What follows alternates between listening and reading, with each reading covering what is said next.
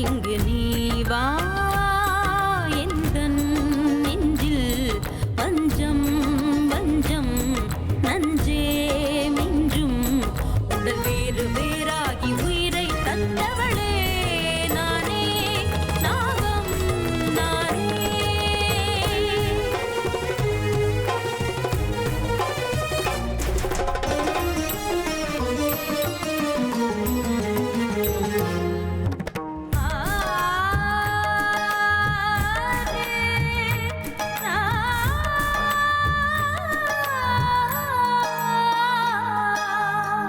ஜென்மபல தாண்டி உன்னோடு வாழ வேண்டுமே மரணம் தன்னை வென்று தினம் காதல் செய்யவா நாகமணி தேடி என் ஜீவன் இங்கு வாடுதே சொந்தங்களை நாடி உயிர் தேடி ஓடுதே பூமிக்கு வந்த நிலவு பிறவீது சாபமா கடமையை தாண்டும் உறவு மனமிளகிடுமா எந்தன் நெஞ்சில் வஞ்சம் வஞ்சம் நஞ்சே மிஞ்சும் உடல் வேறு வேறாகி உயிரை தந்தவளே நானே நாகம் நானே தந்தவளே நானே நாகம் நானே.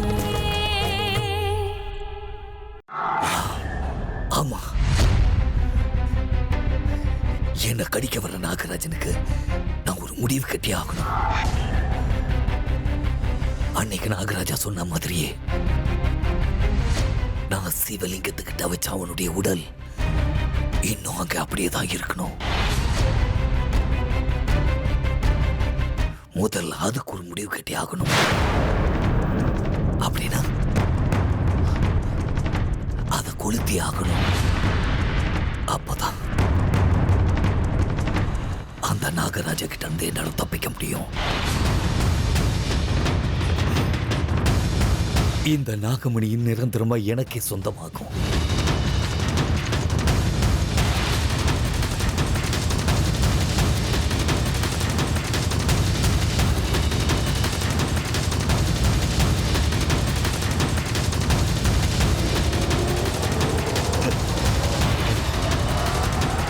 இது என்னோடது, இது என்னோடது. இது மேல முழு உரிமை எனக்கு மட்டும்தான் இருக்கு.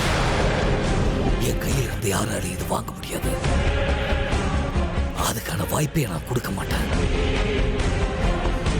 இது அடையிறதுக்காக எத்தனை பேர் வீடு வாசல இழந்திருக்காங்க, வாழ்க்கை இழந்திருக்காங்க, பைத்தியம் பிடிச்சு அலைஞ்சிருக்காங்க. இத ஒரே ஒரு தடவை பார்க்க முடியாம துடிச்சவங்க இருக்காங்க. அவ்வளவு பொக்கிஷமான பொருள் இது இப்போ என் கையில இருக்கு. இதனா ஒருவேளை தப்பி தவறி எந்த நாகராஜா கிட்ட பறி கொடுத்துட்டா நான் ஒரு பெரிய முட்டாளதான் இருப்பேன். என்ன மாதிரி யாரும் இருக்க மாட்டாங்க.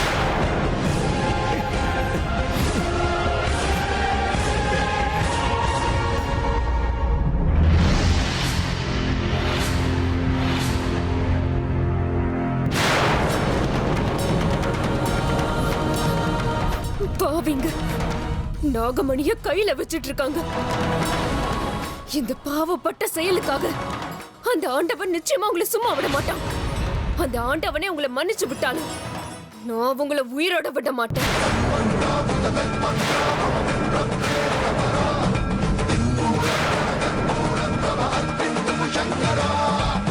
அமிர்தா, இப்ப எதுக்காக இவ்ளோ கோவப்படுற? கொஞ்சம் அமைதியாயிரு. அனச்சித்தி, என்னால எப்படி அமைதியா இருக்க முடியும்? பாவிங்க நாகமணிய பயன்படுத்திட்டு இருக்காங்க. மனுஷனோட பேராசை என்னைக்குமே அவனுக்கு அழிவை கொடுக்கும் அமிர்தா.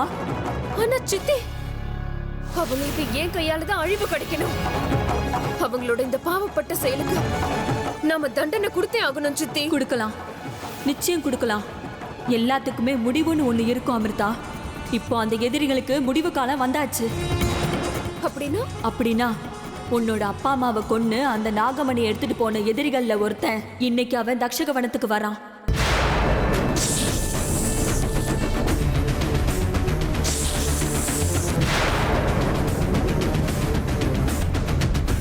என்ன சொல்றீங்க சித்தி? நம்ம எதிரி தக்ஷக வனத்துக்கு வரணும். ஆமா, யார் அவன்? எப்படி இருப்பான்? என்கிட்ட இருக்கிற சக்தியை வச்சு அவன் அங்க வராங்கிற விஷயத்த மட்டும்தான் என்னால கண்டுபிடிக்க முடிஞ்சது. நம்ம கிட்ட இருக்கிற சக்தியில நாகமணியை யாரோ பயன்படுத்துறாங்கன்னு மட்டும்தான் நம்மளால கண்டுபிடிக்க முடியும் அமிர்தா. ஆனா நாகமணி எந்த இடத்துல இருக்குங்கிற விஷயத்த நம்மளால கண்டுபிடிக்க முடியாது. சித்தி, இப்ப நான் என்ன பண்றது? அவனை பழி வாங்கி தீருவேன். நீ யோசிக்காத அமிர்தா, நம்மளோட எதிரி வரப்போறது இன்னைக்கு ராத்திரி. சாபத்தால என்னோட பாதி உடம்பு இப்படி கல் ஆகலனா நானும் உன் கூட சேர்ந்து நாகமணிக்காக போராடி இருப்பேன். உன்னோட போராட்டத்துல நான் இங்க இருந்து வெறும் அறிவுரை மட்டும்தான் சொல்ல முடியும். எனக்கு இதுவே போதும் சித்தி. நம்ம எதிரிகள்ல ஒருத்தனை இன்னைக்கு நரகத்துக்கு அனுப்பிட்டு தான் நான் வருவேன். நாக வம்சத்து கௌரவத்தை தீ வச்சு கொளுத்துன அந்த கெட்டவங்களுக்கு இன்னைக்கு நான் சரியான பாடத்தை கத்து கொடுக்காம விட மாட்டேன். நீ கொடுத்தே ஆகணும் அமிர்தா. நாகமணியை தொட்ட பாவத்துக்கு அவங்க கண்டிப்பா தண்டனை அனுபவிச்சே ஆகணும்.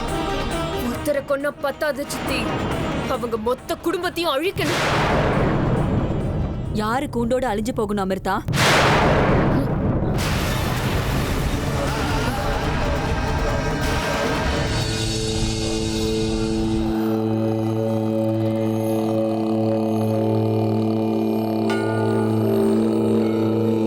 ஆத்திரப்பட வேண்டாம் ருத்ரா. நடக்க வேண்டிய காரியங்கள் கண்டிப்பா நடந்தே தீரும். அது எப்படி நடக்கும் பாபா? அந்த ராஜநாகம் நிச்சயமா அங்க வரும்னு நீங்க சொன்னீங்க. ஆனா அவ அந்த கோவில் பக்கம் வரவே இல்லையே. எனக்கு என்னவோ அவ வரமாட்டான்னு தோணுது. அவ வருவா, நிச்சயமா வருவா ருத்ரா. அவ வர அறிகுறி எனக்கு கண்ணு முன்னாடி தெரியுது. அப்படி அறிகுறிகள் தெரிஞ்சதுக்கு அப்புறமும் அவ வராம இருக்கிறதுக்கு காரணம் என்ன? அவ ஏன் இன்னும் வரல பாபா? கால நேரம் கூடி வரல ருத்ரா. காலம் நேரம்னு காத்துட்டு இருந்தா இப்படி பாபா? நீங்களே அவ தானா அங்க வர மாதிரி ஏதாவது பண்ணலாம் இல்ல? அந்த சக்தி உங்ககிட்ட இல்லையா? என்னோட சக்தி மேல உனக்கு அவநம்பிக்கையா? என்னோட மந்திர சக்தி மேல உனக்கு நம்பிக்கை இல்லையா? எந்த ஒரு காரியத்தை சாதிக்கணும்னாலும் நம்பிக்கை ரொம்ப முக்கியம். அது இல்லாம எந்த காரியத்தையும் சாதிக்க முடியாது. உனக்கு என் மேல நம்பிக்கை இல்லைனா இப்பவே சொல்லு, இந்த இடத்திலேயே இதை நிறுத்திட.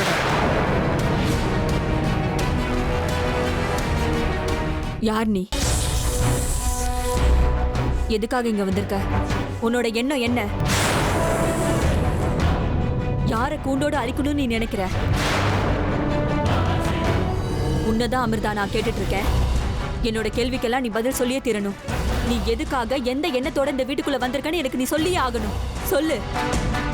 அப்படியெல்லாம் ஒண்ணும் இல்ல பாட்டி. அப்படியெல்லாம் ஒண்ணு இல்லைன்னு சொல்ற. ஆனா யார்கிட்ட நீ சத்தமா பேசிட்டு இருந்த? இங்கதான் யாருமே இல்லையே. ஆமா, யாரும் இல்ல. யாரும் இல்லைன்னு சொல்ற. ஆனா யார்கிட்ட பேசிட்டு இருந்த? எனக்கு இப்ப உண்மை மட்டும்தான் தெரிஞ்சாகணும், அவ்வளவுதான்.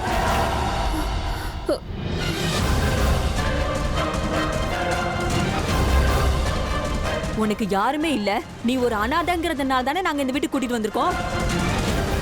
அப்படி இருக்கும்போது யாரை கூண்டோட அழிக்கணுங்கிறதுக்காக இந்த வீட்டுக்குள்ள வந்திருக்க? உன்னோட பேச்ச பார்க்கும்போது நீ யாரையும் கொல்லணும்னு நினைக்கிற. இந்த வீட்டுல உனக்கு யார் மேல அவ்வளவு கோபம் இருக்குன்னு சொல்லு. இல்ல, நான் ஏன் அப்படி ஒரு காரியத்தை பண்ணணும்? பின்ன எனக்கு உண்மை தெரிஞ்சே ஆகணும், இல்லைன்னா நான் எல்லாருமே கூப்பிட்டுருவேன். சொல்லு.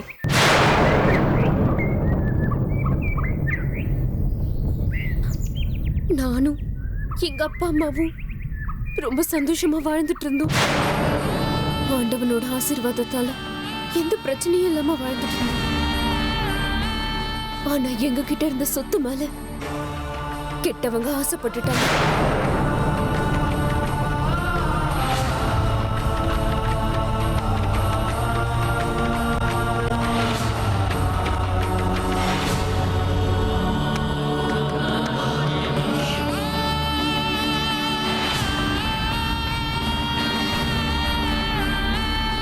சொத்தை பறிக்கணும்ன்ற ஆசையில மனுஷ தன்மையே இல்லாம அவங்களை கொன்னுட்டாங்க.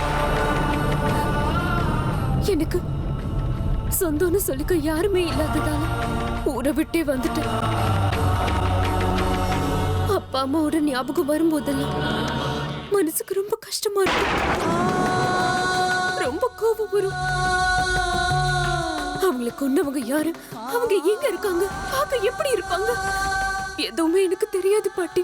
உன்னோட கடந்த காலம் எப்படி வேணாலும் இருக்கட்டும், நீ இந்த வீட்டுக்குள்ள இருக்கும்போது அதையெல்லாம் சுத்தமா மறந்துட்டு வாழணும். உன்னோட கடந்த காலத்துக்காக இந்த வீட்டுல இருக்கவங்களோட நிம்மதியை நான் பலி கொடுக்க விரும்பல. எல்லார் கூடயும் சேர்ந்து வாழணும், எல்லார் கூடயும் சேர்ந்து வாடுறதுக்கு கத்துக்கோ. தேவையில்லாம இப்படி நீ யோசிச்சுட்டு இருந்தீன்னா நான் தேவையில்லாம இந்த வீட்டுல வேற மாதிரி முடிவுகள் எடுக்க வேண்டி வரும். புரிஞ்சுதா?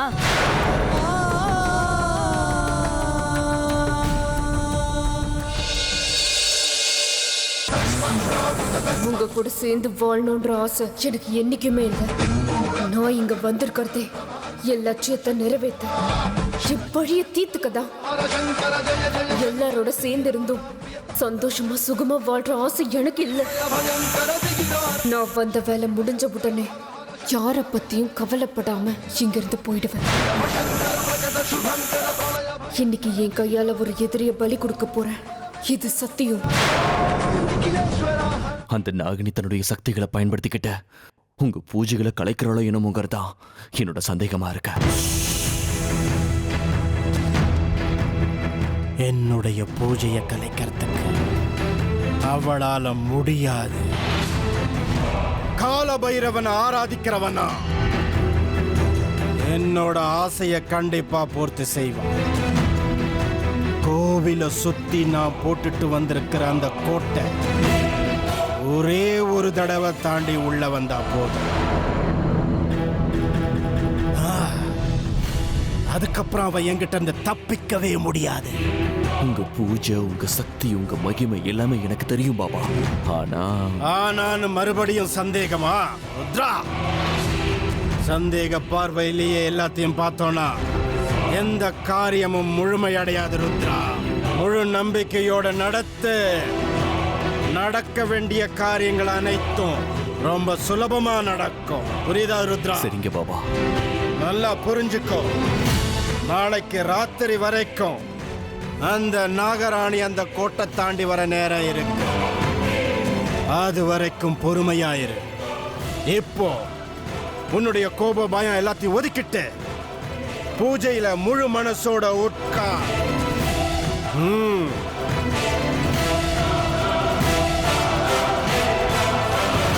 பாபா, எனக்கு ஒரு சின்ன சந்தேகம் கேட்கவா?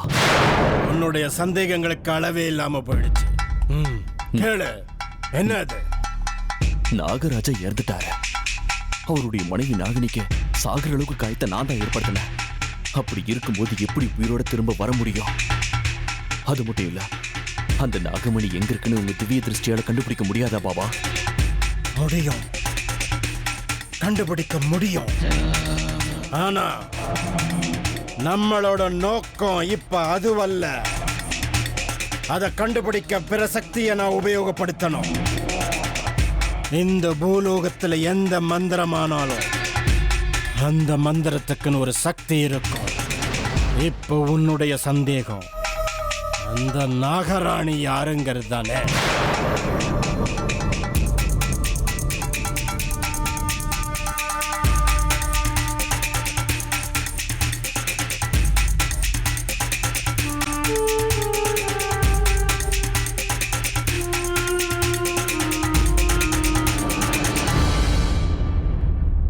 ஜெய் மகாகாளி!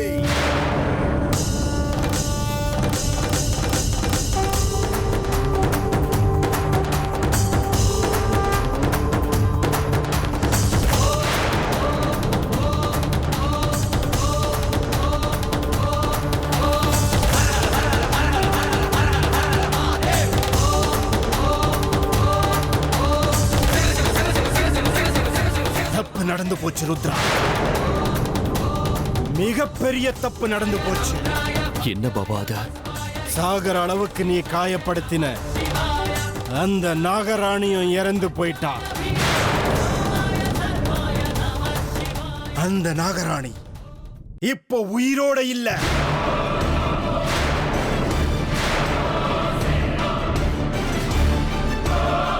என்ன நாகராணி செத்து போயிட்டாளா? அப்படின்னா இப்ப நாகனி உருவத்துல எங்களை துரத்திக்கிட்டு இருக்கிறது யாரு? அன்னைக்கு நீ உன் கையால கொன்ன அந்த நாகராஜாவுக்கும் நாகராணிக்கும் பிறந்த அந்த பொண்ணுதான்.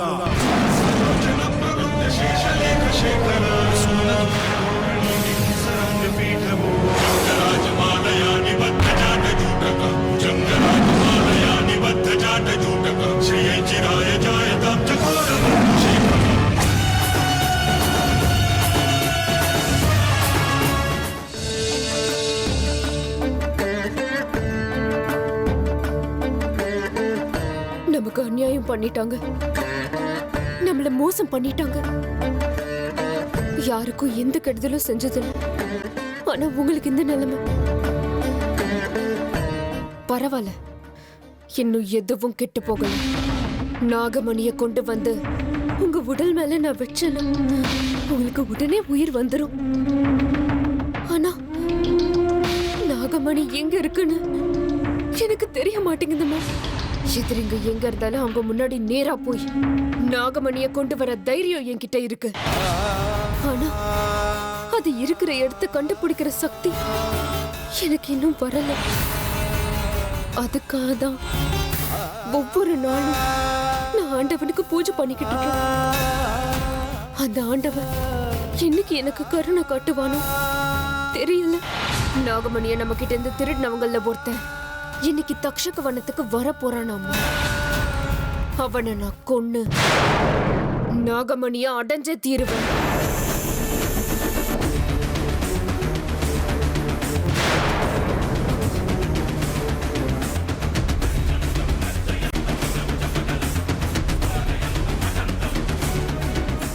அமிர்தா, என்னம்மா யோசிச்சுட்டு இருக்க? ஒண்ணும் இல்ல. உன் கையில என்னது அது? இது ஒண்ணும் இல்ல. கேட்டா ஒண்ணு இல்லைன்ற, ஆனா எப்பவுமே இதை உன் கையில வச்சுக்கிட்டு வருத்தமா இருக்கிற.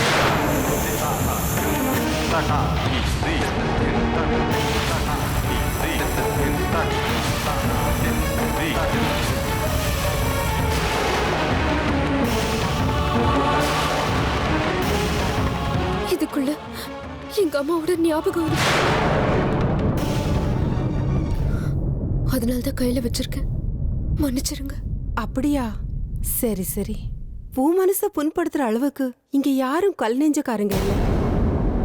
ஆஹா, டூப்ளிகேட் அம்மா டூப்ளிகேட் பொண்ணுகிட்ட என்னமா போடுறா? விட்டா பாசமாலேயே பொழிஞ்சிருவாங்க போல இருக்கு. டூப்ளிகேட்னு நினைச்சிட்டு இருக்கோம், ஆனா நாளைக்கு ஒரிஜினல் ஆயிடுச்சுன்னா என்ன பண்றது?